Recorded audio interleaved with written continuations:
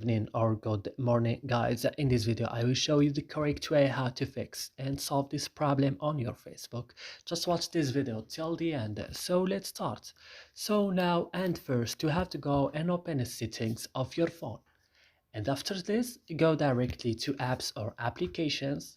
Here, as you see, we'll find all the applications that you have on your phone. You will search now only for YouTube. And when you have found YouTube, just open it like this and then go to storage option, click on clear data, click OK, also clear cache, also now go to first stop and click OK. And now the last things you have now to restart your phone and then go to YouTube, and you will find that all your problem be solved on your YouTube. So I hope this video is helpful for you. Don't forget to like, subscribe in our channel. See you in another video.